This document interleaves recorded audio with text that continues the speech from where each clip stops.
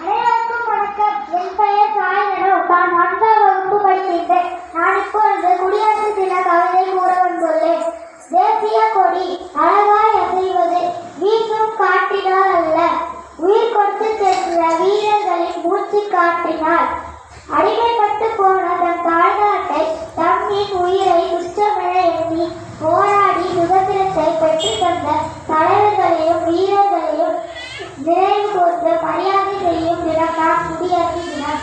அனைவருக்கும் இனிய குடியரசு தின நல்வாழ்த்துக்கள்.